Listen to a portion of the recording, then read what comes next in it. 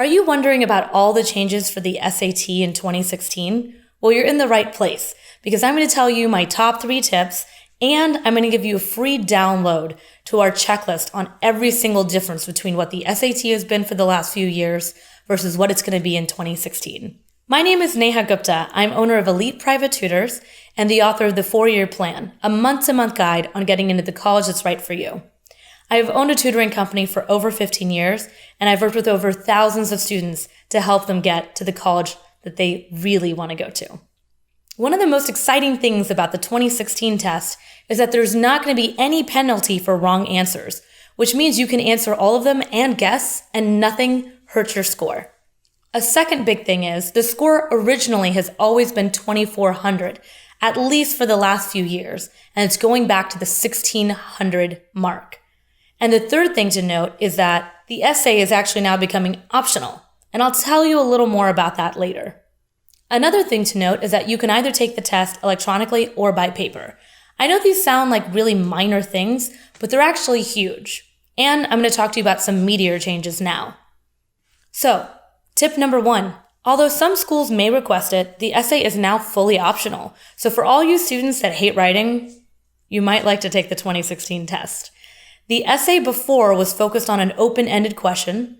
Now it's going to be focused on kind of a reading comprehension passage or an opinion paper or what you argue to and for a reference document. So just be ready for that.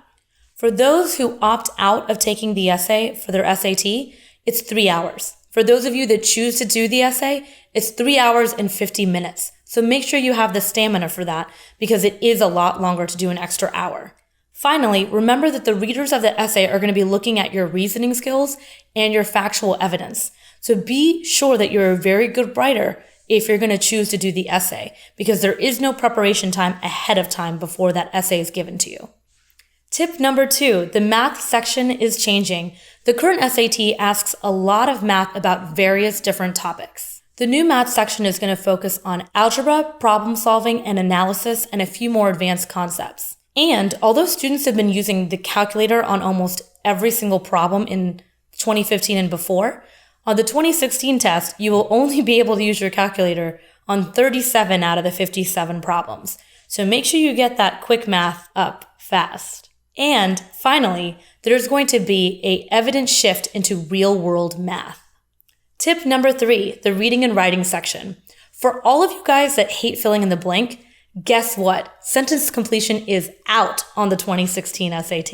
You will also notice that the reading passages are going to be a lot more wider in topics than before. So that's a little more exciting because you might like the passages a little better on the new test. And last but not least, you're going to notice a change in how they ask you vocabulary, where they're going to give you more context and make it a little more easier when taking the test. I hope that these 3 tips have been helpful for you.